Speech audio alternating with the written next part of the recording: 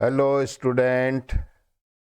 आज हम लोग स्टडी करने वाले हैं next topic, charging of capacitor in RC circuit. आज इसको समझने की कोशिश करेंगे कि कैपेसिटर कैसे चार्ज होता है, उसका डेरिवेशन करने की कोशिश करेंगे। तो आप सबका स्वागत है, खुशामदीद, वेलकम टू एसएस ट्यूटोरियल्स। और चलिए शुरू करते हैं charging of capacitor in RC circuit. यहाँ पे देखिए आपके सामने एक सर्किट बना है जिसमें एक रेजिस्टेंस R है और एक कैपेसिटर C है। इसको वोल्टेज सोर्स E के साथ कनेक्ट कर दिया गया है। तो हमने आपको बताया था कि पहले सबसे हमारा स्टेप होगा नंबर 1 कि हम KVL लगा दें। तो जब हमने किरचॉफ वोल्टेज लॉ लगाया तो total voltage ET is equal to ER plus EC। ठीक है ना, ये वाली इक्वेशन आ गई हमारे पास, क्योंकि टोटल वोल्टेज जो E है वो दो पार्ट में डिवाइड हो रहा है। एक वोल्टेज ड्रॉप रेजिस्टेंस के अक्रॉस है, एक वोल्टेज ड्रॉप कैपेसिटर के अक्रॉस है। ठीक, अब इसकी वैल्यू लिखी तो voltage drop across resistor Ohm's law I into R आ गई। और कैपेसिटर में करंट का रिलेशनशिप आप लोग ये पढ़ चुके हैं, 1/C integral of I dt, ये आ गई हमारी इक्वेशन नंबर 1। क्लियर? अब इसको डिफरेंशिएट करेंगे इक्वेशन नंबर 1 को, तो ये वाली इक्वेशन हमारे पास आ जाएगी dE अपॉन dt। R, यहाँ पे R कांस्टेंट है तो I डिफरेंशिएट होगा, और ये इंटीग्रल का टाइम का सिंबल हट जाएगा और ये हो जाएगा I अपॉन C। फिर हमको वही काम करना है, di/dt की वैल्यू निकालना है। तो इसको यहाँ आप इक्वेशन 2 में देखिए, इक्वेशन 2 में di/dt यानी R से पूरी इक्वेशन को डिवाइड कर दिया है, लेफ्ट हैंड साइड और राइट हैंड साइड दोनों में R से डिवाइड कर दिया है, तो 1/RCI, और ये राइट हैंड साइड में आ गया है। हमने आपको सॉल्यूशन बताया था, डिफरेंशियल इक्वेशन का सॉल्यूशन हम लोग उसमें भी कर चुके हैं LR सर्किट में, वही हम फॉलो करेंगे। अगर आपको कोई दूसरा मेथड से सॉल्व करना है तो आप दूसरे मेथड से भी सॉल्व कर सकते हैं, लेकिन रिजल्ट दोनों का सेम आएगा। ये कोई भी डिफरेंशियल इक्वेशन है, फर्स्ट ऑर्डर की है, तो उसकी जनरल इक्वेशन क्या होती है? उसकी जनरल इक्वेशन ये वाली होती है, di/dt plus PI is equal to Q। तो यहाँ पे देखिए, अगर आप इससे कंपेयर करेंगे तो P की वैल्यू क्या है? 1/RC। P की वैल्यू 1/, ये देखिए, अगर आप इस इक्वेशन को और इससे कंपेयर किए तो di/dt ये भी है, di/dt ये भी है, प्लस 1/RC इंटू I है, यहाँ पे प्लस PI है, तो P is equal to 1/RC। और Q की वैल्यू आपके पास सामने यहाँ dE/dt दी है। चलिए अब हम निकालेंगे इंटीग्रेटिंग फैक्टर। इंटीग्रेटिंग फैक्टर का ये फार्मूला आपको हमने पिछली बार भी बताया था। बस यहाँ P की वैल्यू पुट करिए एक्सपोनेंशियल के ऊपर और इंटीग्रेट कर दीजिए, तो आपके पास ये इंटीग्रेटिंग फैक्टर आ गया। तो जनरल सॉल्यूशन क्या होता है? जनरल सॉल्यूशन इस इक्वेशन का होता है 1 into e⁻t/RC is equal to 1/R integral of Q यहाँ पे आपका dE/dt है। ठीक है, फिर E into t/RC dt plus C जो है कांस्टेंट है, और इसकी वैल्यू हम निकालेंगे इनिशियल कंडीशन से। तो देखिए अब आपने क्या किया कि इस पूरी इक्वेशन को एक्सपोनेंशियल टर्म से डिवाइड कर दिया। यहाँ पे देखिए ना, ये एक्सपोनेंशियल टर्म है, हमें वैल्यू I की चाहिए, तो दोनों तरफ, दोनों साइड में, लेफ्ट हैंड साइड और राइट हैंड साइड में इस टर्म से हमने डिवाइड कर दिया। तो इक्वेशन हमारी कुछ इस तरह से आ गई। ये वाली equation. Clear? Is it clear? क्योंकि यहाँ पे देखिए ये और ये तो कैंसिल हो जाएगा, ये कैंसिल हो जाएगा, और ये वाला जो टर्म है ये ऊपर चला जाएगा, तो इसकी साइन चेंज हो जाएगी, यानी minus T upon R C. लेकिन वोल्टेज सोर्स तो कांस्टेंट है भाई, तो ये D E upon D T की वैल्यू क्या होगी? ज़ीरो होगी। जब आप इसको इंटीग्रेट करेंगे, किसी भी कांस्टेंट का इंटीग्रेशन, ये ज़ीरो हो गया। तो अब आपके पास बचा क्या? आपके पास एक्सप्रेशन बचा करंट का, I is equal to C E raise to the power T upon R C. Clear? अब हमें इनिशियल कंडीशन लगाना है। तो देखिए, जब इनिशियल कैपेसिटर की क्या खास बात है?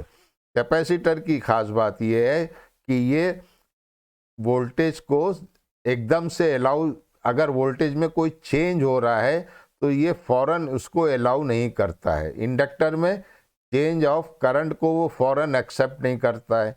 इसी तरह से कैपेसिटर जो है वो चेंज ऑफ वोल्टेज को सडनली अलाउ नहीं करता है, सडनली एक्सेप्ट नहीं कर पाता है, मेंटली प्रिपेयर्ड नहीं होता है। आप इसको इस तरह से समझिए कि एक गिलास में पानी लीजिए, उसमें आपने शुगर डाली, तो शुगर जो है वो डिज़ोल्व हो गई, फिर और डाली, फिर वो भी डिज़ोल्व हो गई, फिर शुगर पानी में और डाली, वो भी डिज़ोल्व हो गई, यहाँ तक कि एक पॉइंट आता है कि शुगर डिज़ोल्व होना बंद हो जाती है। आपने फिर शुगर डाली और उसको थोड़ा सा हीट कर दिया, तो वो शुगर भी डिज़ोल्व हो गई। फिर आपने थोड़ा सा शुगर डाला और हीट किया, तो वो भी डिज़ोल्व हो गई। फिर एक पॉइंट ऐसा आता है जब आपकी शुगर जो है वो गर्म पानी में डिज़ोल्व होना बंद हो जाती है। बस कैपेसिटर की यही एग्जाम्पल है कि धीरे धीरे उस पर चार्ज डिपॉजिट होना शुरू होता है, चार्ज स्टोर होना शुरू होता है, और एक टाइम ऐसा आता है कि वो फुल्ली चार्ज हो जाता है, जैसे कि वो शुगर पानी में फुल्ली डिज़ोल्व हो चुकी थी, अब उसके आगे वो डिज़ोल्व नहीं होगी। इसी तरह कैपेसिटर भी चार्ज होना शुरू होता है धीरे धीरे, और फिर फुल्ली चार्ज हो जाता है। यानी टाइम टी जब इन्फिनिटी होगा तो सर्किट कैसे बिहेव, तो कैपेसिटर कैसे बिहेव करेगा? ओपन सर्किट की तरह। फिर वो अलाउ नहीं करेगा कि हमारे अंदर और चार्ज स्टोर हो। ठीक है ना? तो इनिशियली कैपेसिटर कैसे बिहेव कर रहा है? Short circuit. इनिशियली अभी आपका सर्किट तो ये था, ऐसा था सर्किट, ये थोड़ा सा लाइन टेढ़ी मेढ़ी हो रही है, लेकिन आप समझ जाएंगे मेरी बात। तो ये था ना आपका, ये था। तो अभी क्या है कि जब ये तो आर है, ये रेजिस्टेंस आर है, ये कैपेसिटर सी है, तो ये धीरे धीरे चार्ज होना शुरू हो रहा है, जैसे कि पानी में शुगर डिज़ोल्व होना शुरू हो गई थी। फिर एक टाइम आएगा जब ये फुल्ली चार्ज हो जाएगा। तो जब ये फुल्ली चार्ज हो जाएगा इन्फिनिटी के टाइम पे, यानी बहुत लॉन्ग टाइम पे, तो ये कैसे बिहेव करेगा? ओपन सर्किट की तरह बिहेव करेगा। ये डायग्राम ऐसे हो जाएगा at time t is equal to infinity, तब इसमें कोई करंट फ्लो नहीं होगी। लेकिन अभी t इज इक्वल टू 0 के ऊपर इसमें करंट फ्लो हो रही है, क्योंकि ये धीरे धीरे इस चार्ज होना शुरू हो रहा है। तो करंट की वैल्यू क्या होगी? अगर ये वोल्टेज V है तो करंट की वैल्यू यहाँ पे क्या होगी? करंट जो है, मान लीजिए I है, तो I is equal to V upon R होगी। ठीक है ना? तो वही यहाँ पे हमने लिखा है कि the capacitor never allow sudden change in voltage. एकदम से चेंज जो हो रहा है वोल्टेज में, उसको बर्दाश्त नहीं करेगा, and it act as the short circuit. तो ये एक्चुअली चूंकि धीरे धीरे चार्ज हो रहा है, तो ये करंट को अलाउ कर रहा है, यानी ये ऐसे शॉर्ट हो जाता है। तो आप सर्किट में आपके पास वोल्टेज और रेजिस्टेंस बचता है, करंट की वैल्यू निकाल ली, तो इनिशियल करंट की value at t is equal to 0 पे V अपॉन R थी। ठीक है? अब इसको इक्वेशन नंबर 3 में हम पुट करेंगे और C की वैल्यू निकालेंगे। तो टी की वैल्यू तो आपने 0 पुट कर दी, ठीक है ना। यहाँ पे ये देखिए, ये वाली जो इक्वेशन 3 थी इसमें आपने टी की वैल्यू 0 पुट की, तो एक्सपोनेंशियल का टर्म क्या हो गया, exponential raise to the power 0, और आई की जगह आपने v अपॉन आर पुट कर दिया, तो c की वैल्यू आ गई कांस्टेंट की, तो आप e की पावर तो 0 हो गई, आई की जगह v अपॉन आर, और ये c की वैल्यू कितनी आई, v अपॉन आर। अब आपने यहाँ पे c की जगह v अपॉन आर पुट कर दी, तो इक्वेशन नंबर 4 आ गई। ये हो गया करंट का एक्सप्रेशन। तो देखिए, आप अगर t की वैल्यू 0 पुट करेंगे तो करंट की वैल्यू क्या आएगी, v अपॉन आर।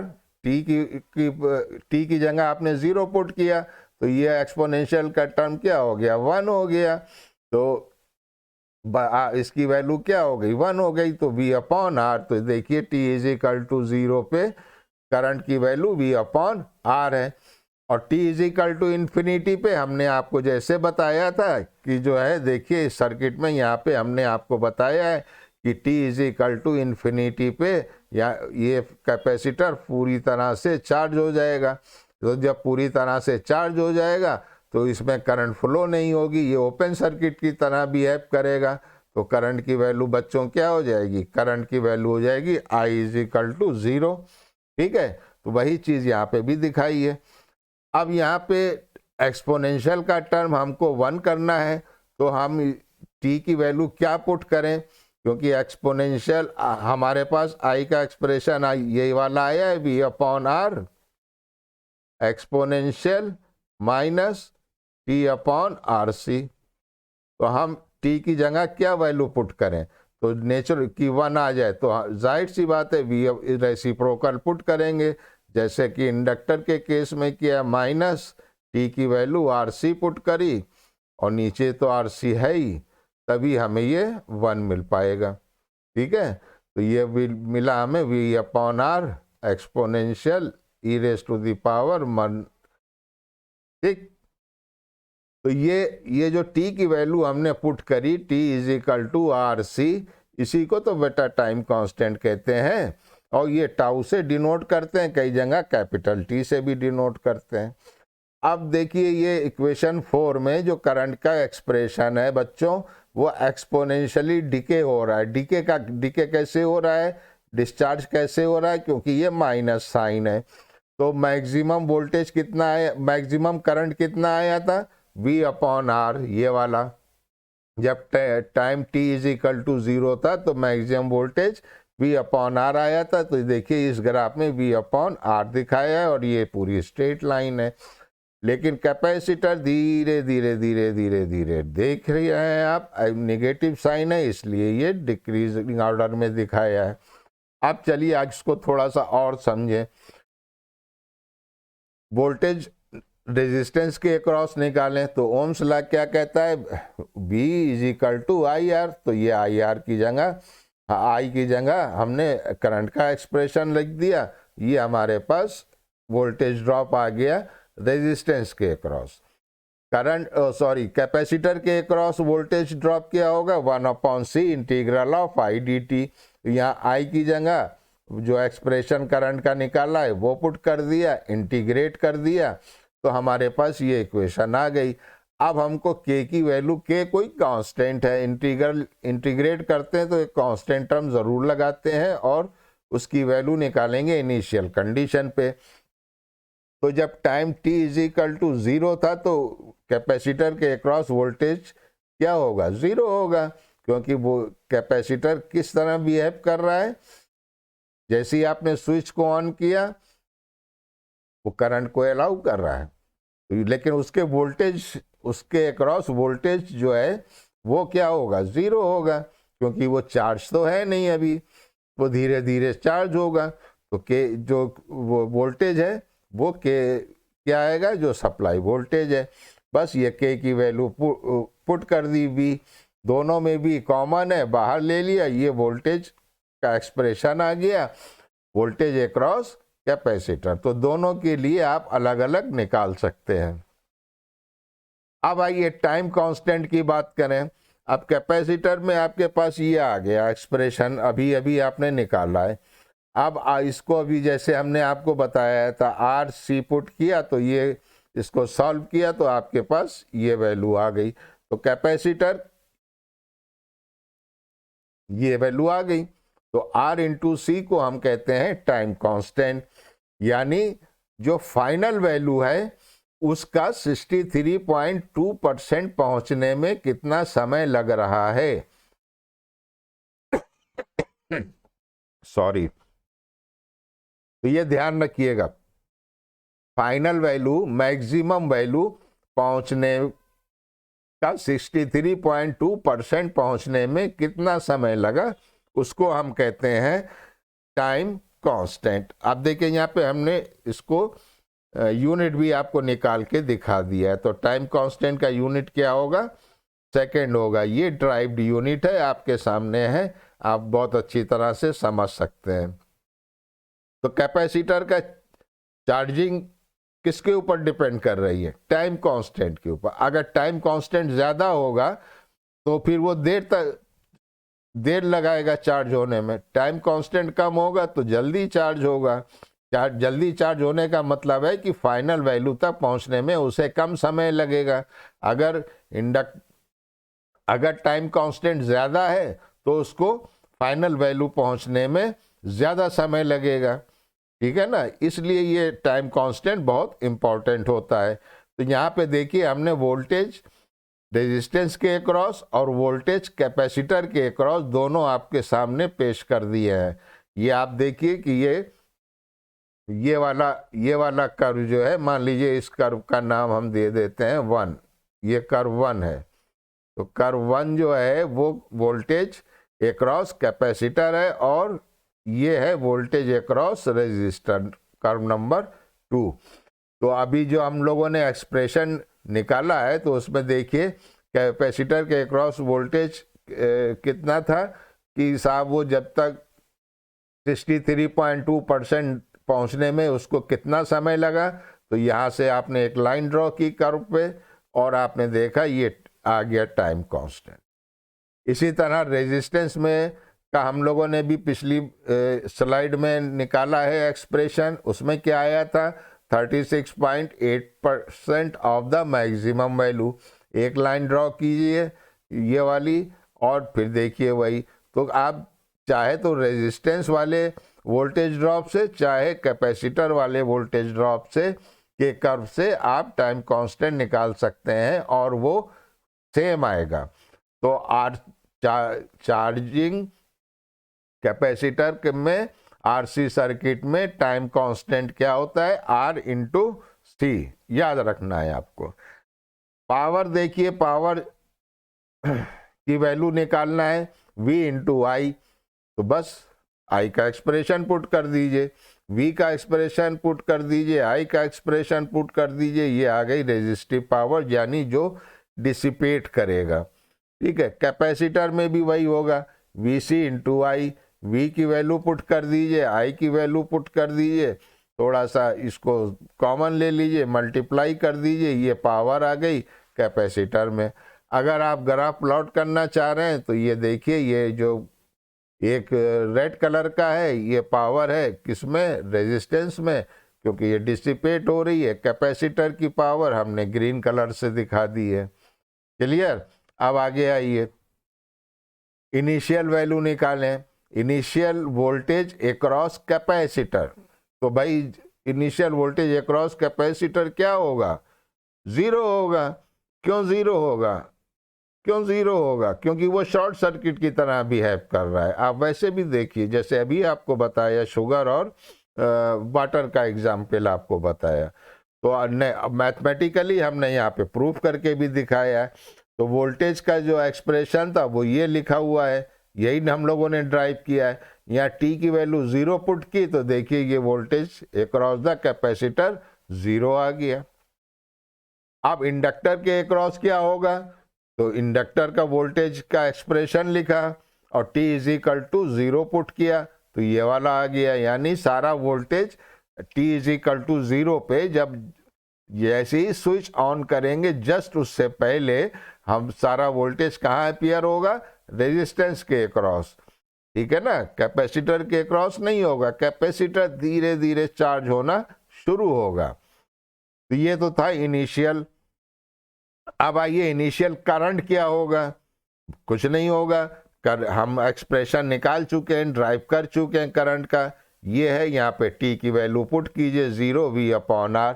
ये भी अभी आपको समझाया है, देखिए अभी आपको जस्ट समझाया है कि ये रेजिस्टेंस है, ये कैपेसिटर है और ये बैटरी से लगा है, ठीक है, ये बैटरी से लगा है साहब। तो क्या होगा, जब इनिशियली क्या होगा, इनिशियली क्या होगा, ये धीरे धीरे चार्ज होगा, ये धीरे धीरे चार्ज होगा, और जब पूरा चार्ज हो जाएगा तो ये ओपन सर्किट की तरह बिहेव करेगा। अभी ये शॉर्ट सर्किट की तरह बिहेव कर रहा है, ठीक है ना। तो जब ये शॉर्ट सर्किट की तरह बिहेव कर रहा है इस तरह से, तो करंट की वैल्यू क्या होगी बच्चों, V/R। सिंपल, मैथमेटिकली ये पुट कर दिया है। अब आइए rate of rise of voltage. अब ये कैपेसिटर धीरे धीरे चार्ज होना शुरू हो रहा है ना।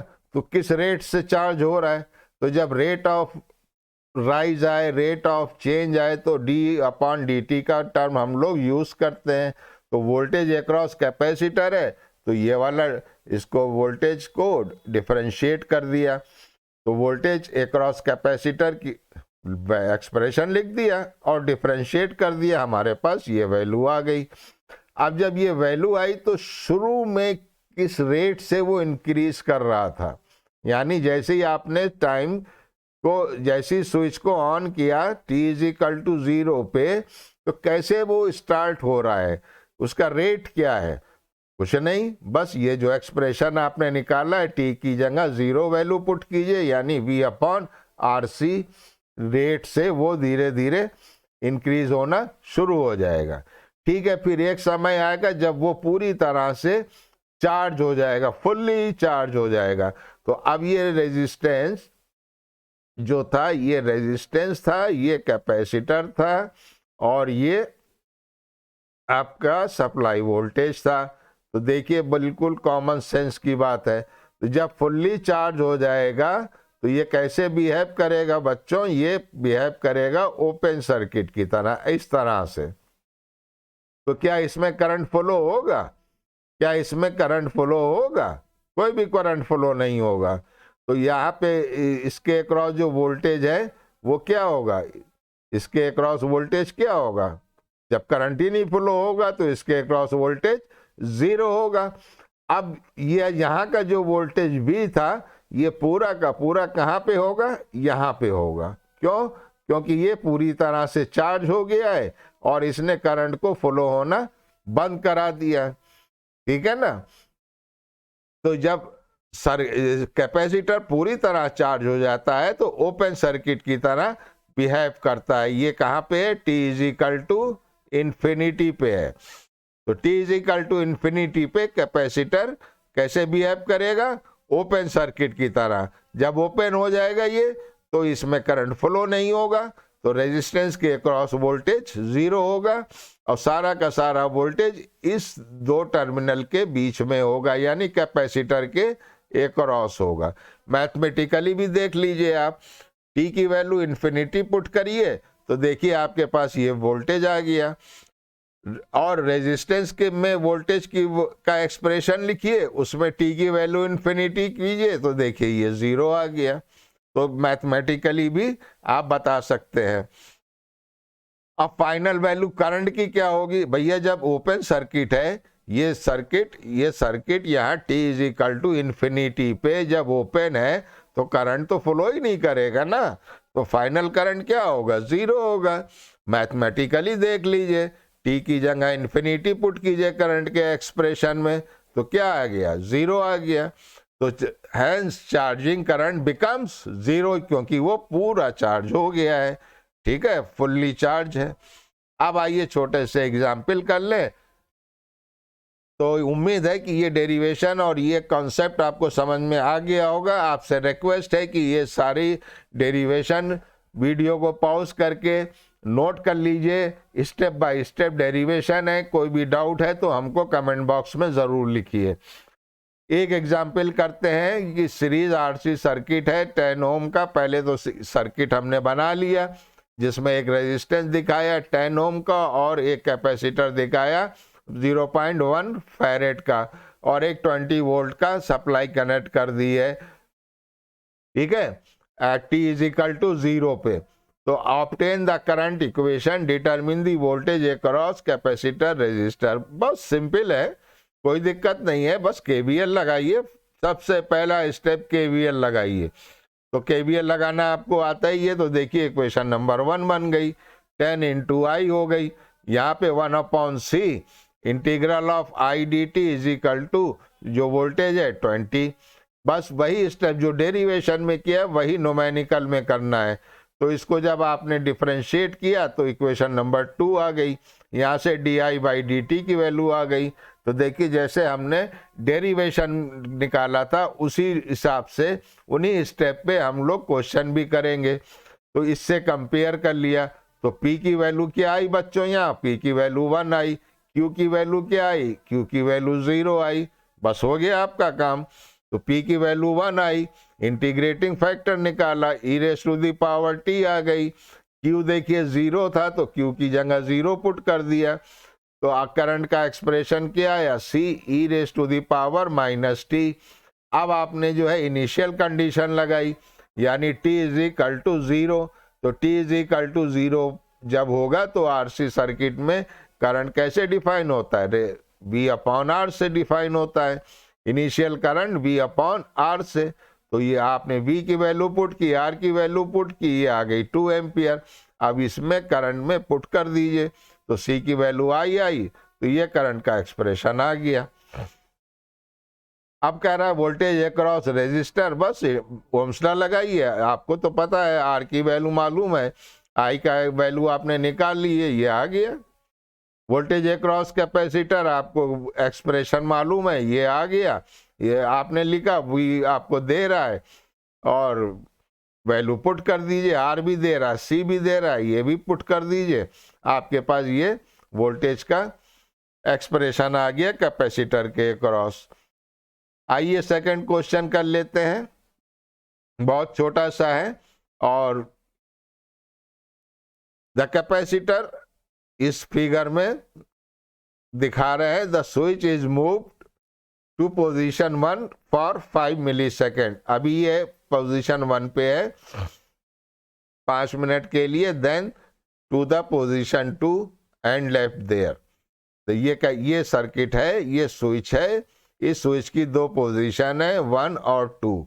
The switch is move to position 1 for 5 millisecond, then to position 2 and left there. अब बताइए, determine the VC while the switch is in position 1। Position 1 पर अगर है तो फिर आपको वोल्टेज निकालना है अक्रॉस कैपेसिटर पे। तो देखिए जब ये यहाँ पे होगा, पोजीशन 1 पे होगा, तो ये तो शॉर्ट सर्किट है ना, तो ये E2 सोर्स जो लगा है इससे हमारा कोई मतलब नहीं होना। तो VC की वैल्यू लिखी, V1 माइनस, ये एक्सप्रेशन निकाल लिया, R और C की वैल्यू लिख दी, ये आ गया आपके पास। फिर क्या कह रहा है, फिर कह रहा है determine IC while the switch is in position 1। Position 1 पे जब है तो E2 से हमें कोई मतलब नहीं, हमें मतलब है 10 से। तो करंट का एक्सप्रेशन लिखा और V की जगह 10 लिखा, R आपको दे रहा है, C RC सब दे रहा है, वैल्यू पुट कर दी। बहुत सिंपल न्यूमेरिकल होते हैं।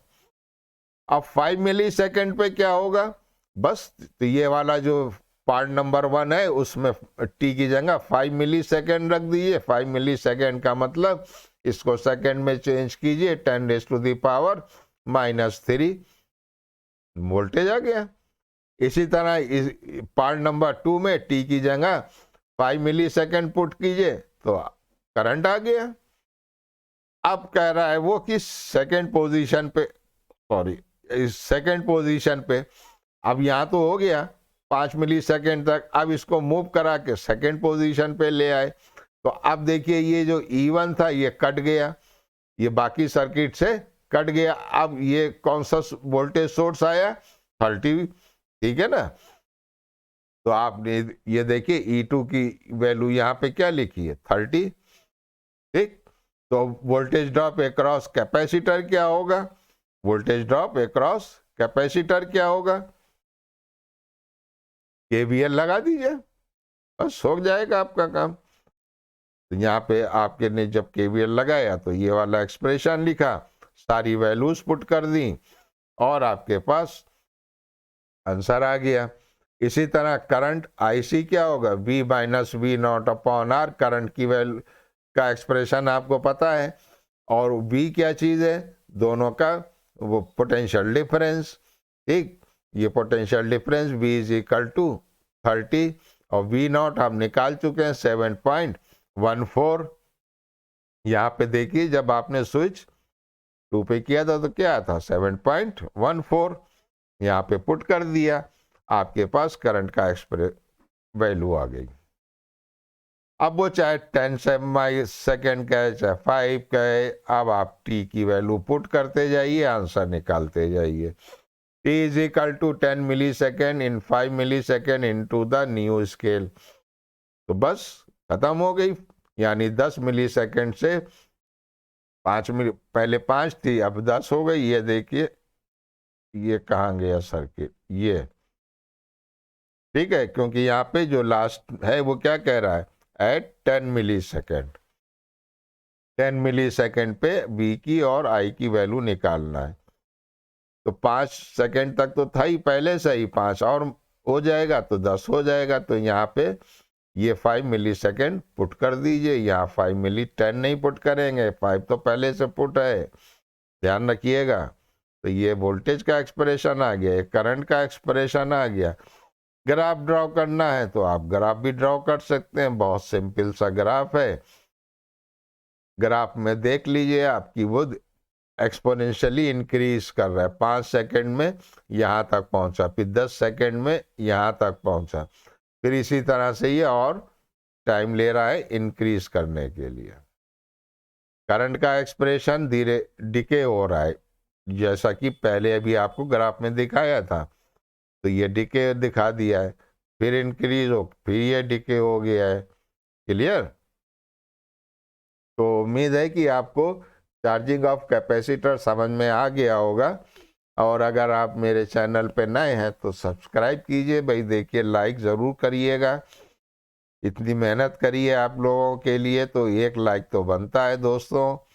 वीडियो को लाइक कीजिए, शेयर कीजिए, चैनल पे नए हैं तो सब्सक्राइब कीजिए, हमको मोटिवेट कीजिए ताकि हम आपके लिए और अच्छे वीडियो ला सके। अगर आपको कुछ समझ में नहीं आया है, कोई डाउट है, किसी तरह की क्वेरी है तो कमेंट बॉक्स में ज़रूर लिखिए। मिलते हैं नेक्स्ट वीडियो में, थैंक यू।